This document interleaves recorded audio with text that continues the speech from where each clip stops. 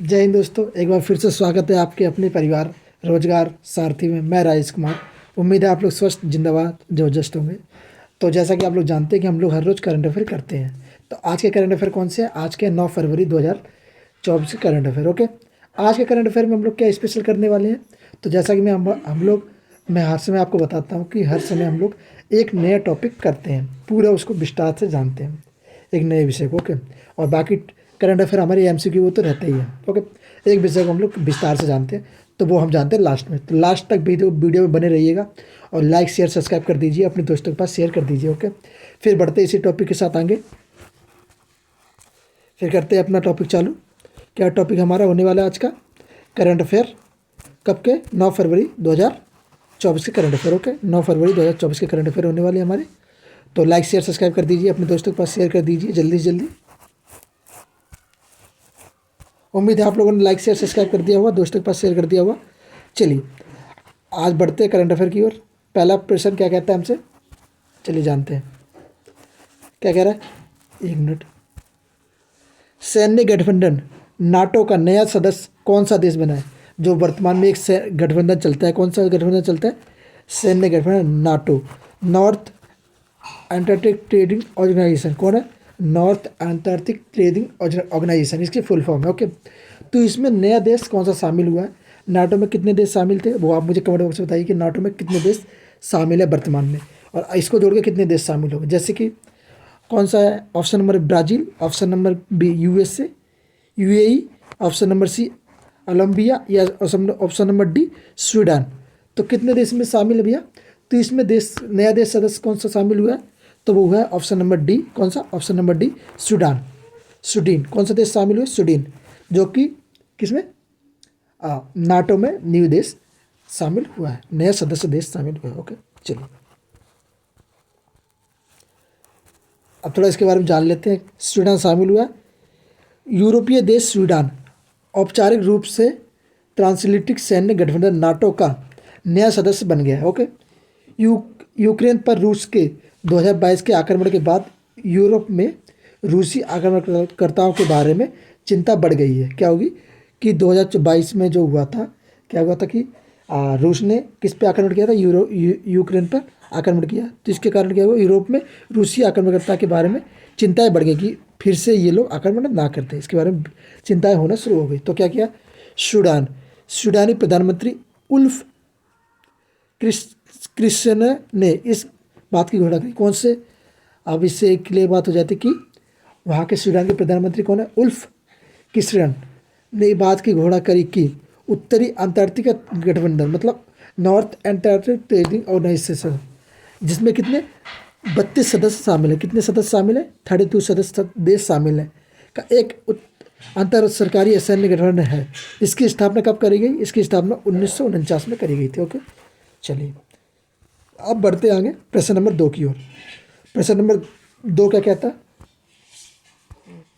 सुनते हैं प्रश्न नंबर 2 की बात क्या कहता है। चलिए, भारतीय रिजर्व बैंक ने स्थानीय मुद्राओं के उपयोग को बढ़ावा देने के लिए किसके साथ समझौता किया है? अगर हम बात करें कि भारतीय रिजर्व बैंक है, आरबीआई, जिसे हम बोलते हैं RBI, Indian reserve bank. Okay, RBI, तो इसने क्या किया है? रिजर्व बैंक ऑफ इंडिया ने क्या किया है? ने स्थानीय मुद्राओं के उपयोग क्या किया? स्थानीय जो मुद्राएं उनको उपयोग को बढ़ाने के लिए एक देश के साथ समझौता किया है। तो वो कौन सा देश? सॉरी, एक बैंक के साथ समझौता किया है। तो वो कौन सी बैंक है? किस बैंक के साथ समझौता इन्होंने किया है कि जो मुद्रा है वो उनके स्थानीय इलाकों में भी उपयोग की जा सके? तो कौन सा है? कौन सी bank? Asian development bank, ADB, या फिर वर्ल्ड बैंक, डब्ल्यूबी, या फिर बैंक ऑफ इंडोनेशिया, या फिर new development bank, NDB. Okay, तो कौन सी बैंक के साथ इन्होंने समझौता किया है? तो वो किया है कौन सी बैंक के साथ? ये तो वर्ल्ड बैंक होगी, ये तो वर्ल्ड बैंक है, सारे सबको ये कर्जा देती है भाई साहब, है ना। तो हमने किसके साथ समझौता किया भारत ने? तो ये किया बैंक ऑफ इंडोनेशिया के साथ। किसके साथ? Option number C, bank of Indonesia के साथ हमने समझौता किया है कि हम जो मुद्रा है उसका उपयोग को बढ़ाने के लिए इसके साथ समझौता किया है स्थानीय इलाकों में। ओके, चलिए थोड़ा जान लेते इसके बारे में। इसकी पीडीएफ हमारे टेलीग्राम चैनल रोजगार सारथी से मिल जाएगी आप लोगों को, वहाँ से जाके पीडीएफ आप ले सकते हैं। ओके, ये सारी इसके बारे में इन्फॉर्मेशन है। जो कि वर्तमान गवर्नर कौन है? शक्तिकांत दास है, और बैंक इंडोनेशिया के गवर्नर पेरी बेरिजियो कौन है? इंडोनेशिया बैंक ऑफ इंडोनेशिया के गवर्नर कौन है? पेरी बेरिजियो। ओके। और भारतीय गवर्नर कौन है आरबीआई के? वो है शक्तिकांत दास। ये 25वें गवर्नर है। ओके, चलिए बढ़ते हैं आगे प्रश्न नंबर 3 की ओर। प्रश्न नंबर 3 क्या कहता है? भारतीय तटरक्षक बल किस देश के साथ सी डिफेंस 2024 का आयोजन करेगा? सी डिफेंस मतलब समुद्र में जो डिफेंस की आप उनके लिए तैयारी की जाती है, तो किस देश के साथ ये डिफेंस का प्रोग्राम फिट किया गया है?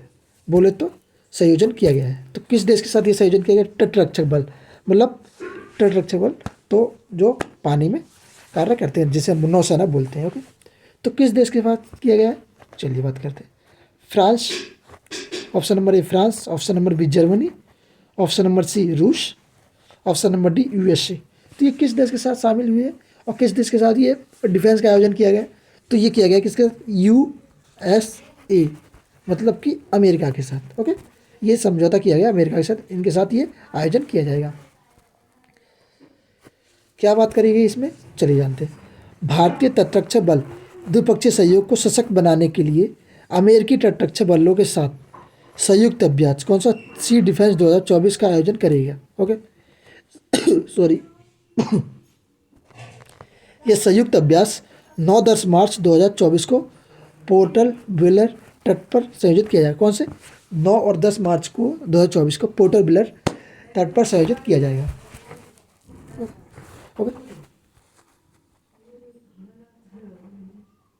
अब करते हैं प्रश्न नंबर 4 की ओर। प्रश्न नंबर 4 क्या कहता है? भारत की तीनों सेनाओं का संयुक्त अभ्यास, भारत की तीनों सेनाओं का अभ्यास भारत शक्ति का आयोजन कहाँ किया जा रहा है? जो भारत की जो तीनों सेनाएं हैं, थल सेना, वायुसेना और जल सेना, मतलब थल सेना, वायुसेना और नौसेना, इन तीनों सेनाओं का अभ्यास एक साथ किया जा रहा है। तो ये एक साथ अभ्यास को क्या नाम दिया गया है? इसको दिया है भारत शक्ति अभ्यास। क्या गया? भारत शक्ति अभ्यास, ये इसको नाम दिया गया है। तो इसमें कौन कौन से कहाँ पर ये आयोजन किया गया है? मतलब भारत के किस जिले या किस जगह पर आयोजित किया जा रहा है? तो ये किस जगह पर आयोजन किया जा रहा है इसका? तो चलिए जानते हैं। ऑप्शन नंबर ए क्या कहता है? Srinagar, option number B Udhampur, option number C Jaisalmer और ऑप्शन नंबर डी अल्मेड़ा। तो ये अल्मेड़ा, जैसलमेर, उधमनगर या श्रीनगर, तो कहाँ पर ये किया जा रहा है? तो ये किया जा रहा है ऑप्शन नंबर क्या? Option number C. कहाँ पर? Option number C Jaisalmer. तो इसका आयोजन भारत शक्ति अभ्यास का आयोजन जैसलमेर में किया जा रहा है। और ये आप लोग याद रखना कि जैसलमेर प्रश्न में बन सकता है कि तीनों सेनाओं का संयुक्त अभ्यास 2024 में कहाँ आयोजित किया जा रहा है, क्योंकि अभी यूपी पुलिस के एग्जाम आने वाले, तो इसमें शायद बन सकती है, संभावना बहुत ज़्यादा है इसकी। ओके, तो ये किया जा रहा है कहाँ पे? जैसलमेर में। ओके, अब आ जाओ, अब बात करते हैं भारत की तीनों सेनाएं, थल सेना, नौसेना और वायुसेना का संयुक्त अभ्यास भारत शक्ति का आयोजन राजस्थान के जैसलमेर में स्थित एशिया की सबसे बड़ी फील्ड फायरिंग रेंज में किया जा रहा है। कौन सी? एशिया की सबसे बड़ी फील्ड फायरिंग रेंज में किया जा रहा है। ओके, कब से शुरू होगा? ये 12 मार्च को होने वाला भारत शक्ति अभ्यास में chief of defence CDS staff general कौन? अनिल चौहान। कौन है स्टाफ जनरल CDS? कौन है? अनिल चौहान समेत तीनों सेनाओं के शीर्ष अधिकारी शामिल होंगे। CDS शामिल होंगे, CDS शामिल होंगे प्लस तीनों सेनाओं के चीफ इसमें शामिल होने वाले हैं। ओके, चलिए प्रश्न नंबर 5 क्या कहता है? प्रश्न नंबर 5 कहता है कि हाल ही में अंतर्राष्ट्रीय सौर गठबंधन में कौन सा नया सदस्य बना है? अंतर्राष्ट्रीय सौर गठबंधन में कौन सा नया सदस्य देश बना है? तो नया सदस्य देश कौन सा बना है? तो option number A Panama, Kenya, Chile, Argentina. तो कौन सा देश है? Option number A Panama, B Kenya, C Chile और डी अर्जेंटीना। तो बताइए अर्जेंटीना क्या है? ये क्षेत्रफल की दृष्टि में सबसे मतलब 8वें नंबर पे आता है पूरी दुनिया में। ओके, 8वें नंबर पे आता है ये, भारत के बाद 8वें नंबर पे ये आता है अर्जेंटीना। ओके, ये इसके बारे में थी। पनमा, ऑप्शन नंबर क्या रहेगा? Option number A Panama, sorry Panama. Panama आपका राइट आंसर होने वाला है। क्या? पनमा आपका राइट आंसर होने वाला है, ऑप्शन नंबर ए। ऑप्शन नंबर ए आपका राइट आंसर होने वाला है। चलिए बढ़ते आगे, इसके बारे में आप लोग यहाँ से पढ़ लीजिए। इसमें INS का 97 सदस्य देश बना है। ये कितना है? 97वां सदस्य देश बना है। ओके, पनवा और भी चीज़ें इसके बारे में आप लोग आगे पढ़ लीजिए। ओके, प्रश्न नंबर 6, प्रश्न नंबर 6 क्या कहता है? राष्ट्रपति द्रौपदी मुर्मू ने हाल ही में किस राज्यसभा के लिए नामांकित किया है, मनोनीत किया है? क्योंकि राष्ट्रपति, भारत के राष्ट्रपति कौन है? द्रौपदी मुर्मू जी है, जो कि क्या है, जो एक दलित वर्ग से आती हैं। ओके, और इन्होंने किया क्या, ये हमारे जो राष्ट्रपति वो क्या करते हैं, 12 सदस्य को मनोनीत करते हैं। कितनों को? 12 सदस्यों को मनोनीत करते हैं। तो वो 12 सदस्य किसी भी क्षेत्र से हो सकते हैं, खेल क्षेत्र से, मनोरंजन क्षेत्र से, या अन्य किसी क्षेत्र से हो सकते हैं। तो ये इनका अधिकार होता है 12 सदस्य को मनोनीत करने का राष्ट्रपति को। तो इनमें से राष्ट्रपति जी ने एक सदस्य को नामित किया है, तो वो सदस्य कौन सा है? ऑप्शन नंबर क्या है? उदय कोटक, अजय सिन्हा, संधु मूर्ति, या राजवर्धन सिंह राठौर। तो वो कौन सा हो सकता है आपकी नज़र में? बताइए आप लोग आंसर कमेंट बॉक्स में जल्दी जल्दी। तो वो कौन है? वो है ऑप्शन नंबर सी, सुधा मूर्ति। कितने? सुधा मूर्ति जी को नामित किया गया है। ओके, सुधा मूर्ति को। क्या हुआ? राष्ट्रपति द्रौपदी मुर्मू ने लेखिका सुधा मूर्ति को राज्यसभा के लिए नामित किया है। ओके, ये क्या, ये लेखिका है सुधा मूर्ति। तो मैंने बोला था मनोरंजन से, खेल जगत से, या साहित्य जगत से, कहीं से भी इनको मान्यता कर सकते हैं। ओके, ये कितनी 73 वर्ष मूर्ति को 2006 में पद्मश्री और 2023 में पद्म विभूषण से सम्मानित किया गया था। जनवरी में राष्ट्रपति ने सनातनम सिंह संधू को और राज्यसभा सदस्य के तौर पर मनोनीत किया था। राष्ट्रपति उच्च सदन के लिए 12 सदस्यों को नामित करता है। उच्च सदन के लिए। चलिए, आज का आखिरी प्रश्न, अंतर्राष्ट्रीय महिला दिवस प्रतिवर्ष कब मनाया जाता है? तो पिछले दिन जो मनाया गया उसे क्या कहते हैं हम? अंतर्राष्ट्रीय महिला दिवस। तो पिछले दिन कौन सा था? वो था 8 मार्च को। ओके, 8 मार्च को अंतर्राष्ट्रीय महिला दिवस मनाया गया था। ओके, तो आप लोग मुझे बताइए कि 10 मार्च को क्या मनाया जाता है। चलिए बढ़ते आगे। तो ये सब चीज़ें इसके बारे में हो चुकी हैं। अब एक थोड़ा जान लेते हैं इसके बारे में, क्यों मनाया जाता है 8 मार्च को पूरी दुनिया में अंतर्राष्ट्रीय महिला दिवस मनाया जाता है। चलिए, 8 मार्च को पूरी दुनिया में अंतर्राष्ट्रीय महिला दिवस मनाया जाता है। इस दिवस की शुरुआत आज से लगभग कितने 150 ईयर वर्ष पहले कहाँ पे? अमेरिका से शुरू हुई थी। 1908 में अमेरिका में महिलाओं ने अपना हक के लिए अपना एक बड़ा आंदोलन किया। उन्होंने क्या? अपने हक के लिए एक बड़ा आंदोलन किया, जिसे उन्हें इस सम्मान से सम्मानित किया जाता है। साल 2024 का अंतर्राष्ट्रीय महिला दिवस का अभियान इंस्पायर इक्वलिजन पर आधारित है। क्या? इंस्पायर इक्वलिजन मतलब सबकी समानता पर आधारित है। और इस साल का थीम महिलाओं में निवेश, प्रगति में तेजी लगाना है। क्या? महिलाओं में निवेश, प्रगति में तेजी लगाना है। Invest in women accuracy progress. Okay, तो इसकी थीम थी। तो आपको थीम भी याद रखनी है, कौन सी थीम थी इस वर्ष की 2024 की। चलिए, तो चैनल को लाइक शेयर सब्सक्राइब करते रहिएगा, दोस्तों के पास शेयर कर दीजिए जल्दी जल्दी। तो आज का एक विषय जो मैं बता रहा था, आज हम एक विषय करेंगे। तो एक विषय कौन सा है वो वाला, चलिए जानते हैं उस विषय के बारे में। तो वो हमारा कौन सा विषय होने वाला है? तो विषय होने वाला हमारा कौन सा? तांबे की मांग में वृद्धि। अब भाई साहब बात करते हैं तांबे की मांग में भैया वृद्धि क्यों हो रही है, लोगों की तांबे की डिमांड क्यों बढ़ रही है, कॉपर की डिमांड अब लोगों के सामने क्यों ज़्यादा आ रही है, और क्यों लोग कॉपर को ज़्यादा महत्वपूर्णता दे रहे हैं। तो चलिए थोड़ा जानते हैं इसके बारे में विस्तार से। पहले बात करते हैं चर्चा में क्यों है, किस वजह से ये चर्चा में आ रखा है। तो बात करते हैं चर्चा में क्यों। जैसे ही वित्त वर्ष 2013 में तांबे की मांग में सालाना कितना 16% की वृद्धि हुई थी। नीति निर्माण और निर्माण ने आर्थिक विकास को गति देने में तांबे की महत्वपूर्ण भूमिका पर अपना ध्यान केंद्रित किया। जब इसकी वृद्धि हुई तो इस पर ध्यान केंद्रित किया गया, इसलिए चर्चा में, अभी भी चर्चा में इसकी वृद्धि हो रही है। इस वजह से बात और क्या करते हैं, तांबे को कुल विश्व के कुल तांबा उत्पाद में 27% के स्थान है। चिली विश्व में अग्रणी उत्पादक है। अगर बात करें कि तांबे के उत्पादक में सबसे अधिक किसका तांबा कौन उत्पादन करता है, वो करता है चिली सबसे अधिक तांबे उत्पादन करता है। ओके, फिर विश्व की दो सबसे बड़ी खदान, विश्व की जो दो है सबसे बड़ी खदान है, कौन सा, एस्कोडिडो और तथा कोलहासुई।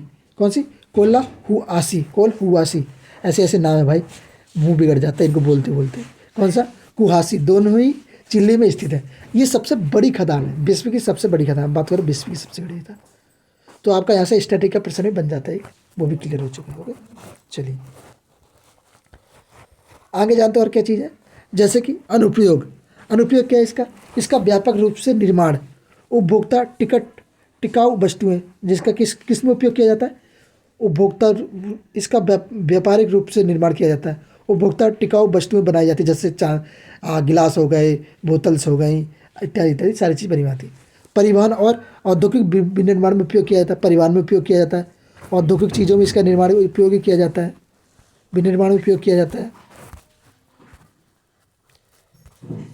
और कहाँ कहाँ उपयोग किया जाता है, जैसे कि सौर पैनल, इलेक्ट्रॉनिक वाहन और ऊर्जा कुशल मोटर जैसी सर्वोच्च ऊर्जा प्रौद्योगिकी का भी उपयोग किया जाए। जैसे आप लोगों ने देखा होगा कि आपके घर पे जो मोटर होती है, पंखे की मोटर होती है या किसी कूलर की मोटर होती है, तो आप उसने देखा होगा एक बार कि उसके अंदर जो मोटर में कॉइल भरी होती है, जो तार भरा होता है, वो तार किस चीज़ का होता है। अब वो ज़्यादातर, अब तो खैर मुश्किल है उसका मिलना, पर अब कभी कभी जिसमें मिलता है तो वो किसका, तांबे का तार होता है, और तांबे का तार महंगा होता है। ओके, कॉपर उसमें होती है, कॉपर की मात्रा बहुत ज़्यादा होती है। चलिए, और क्या बात हो रही है, ये 100% पूर्ण चक्रण योग्य धातु, मतलब इसको दोबारा उपयोग में लाया जा सकता है, एक चक्रीय अर्थव्यवस्था के लिए अनुमानित देता है। ओके, चक्रीय अर्थव्यवस्था के लिए अनुमानित देता है। ये चक्र मतलब एक बार उपयोग करो फिर इसका दोबारा उपयोग कर सकते हो आप लोग, ऐसा नहीं है कि एक बार उपयोग करो तो दोबारा उपयोग नहीं हो सकता, नहीं हो सकता भी। और क्या हो सकता है, चलिए, तांबे से संबंधित क्या है, तांबे से संबंधित प्रमुख तथ्य क्या है। ओके, परिचय, इसका परिचय जान ले थोड़ा। तांबा एक आघात्य बन्य तान्य धातु है। कैसे, मतलब तांबे को जितना तानोगे उतना तनता चला जाएगा, मतलब एक मोटी सी लोगे, मतलब 1 mm की लोगे तो वो भी उसको भी बहुत लंबा आप कर सकते तानते तानते। ओके, आघाती है, जो अपने उत्कृष्ट तांबा और विद्युत चालक के लिए जाना जाता है। ये विद्युत चालक के लिए जाना जाता है कि इसमें विद्युत की जो मात्रा होती है बहुत अधिक दौड़ती है। ओके, इसमें संरक्षण, प्रतिरोध और रोगरूरी गुण होते हैं, मतलब आपको ये संरक्षण प्रतिरोध के लिए गुण होते हैं, और कौन से, रोग गुणी, जिसमें मान लो बीमारी आपको होती है ना, तो इससे सही हो जाती है वो बीमारी। वैसे तो बोलते नहीं कि तांबे के जग में पानी पीना चाहिए, तांबे के गिलास में पानी पीना चाहिए, या तांबे की बोतल में पानी पीना चाहिए। पानी क्यों पीना चाहिए, क्योंकि इसमें जो रोग गुण होते हैं, क्योंकि रोग गुण मतलब इसमें जो पानी इसमें पीते हैं तो उससे रोग मुक्त हो जाया करते हैं, बहुत प्रकार के रोग इससे खत्म होते हैं। और क्या, आघातवर्णीय किसी पदार्थ को संकुचित या बिना टूटे दरार की पत्ती सीट में परिवर्तित करने की क्षमता को सुनिश्चित करता है। किसी चीज़ को ये क्या करता है, बिना टूटे परिवर्तित करने में सक्षम होता है किसी चीज़ को। ओके, और क्या है, तानना किसी पदार्थ का बड़ गुण है, वह गुण है, मतलब इसको ताना जा सकता है, जितना आप तानोगे उतना ये लंबा होता चला जाएगा। गुण है जिसमें वह अपनी शक्ति गुण खोए बिना या टूटे बिना एक पतले तार के रूप में खींचने की अनुमति देता है। ये कहता है कि भाई साहब मुझे जितना खींच सको मैं खींच लूँ, मैं टूटूंगा नहीं। ओके, तो ये तांबे के गुण है। ये आज की यहाँ तक थी, तो ये लाइक शेयर सब्सक्राइब कर दीजिएगा और अपने दोस्तों के पास भेज दीजिएगा जल्दी, और जुड़े रहिए चैनल के साथ। आपका परिवार है, आप लोग चाहेंगे आगे बढ़ेगा, आप लोग चाहेंगे नहीं बढ़ेगा, तो लाइक शेयर सब्सक्राइब कर दीजिए। मिलते हैं नेक्स्ट वीडियो में। जय हिंद, जय भारत, हंसते रहिए, मुस्कुराते रहिए।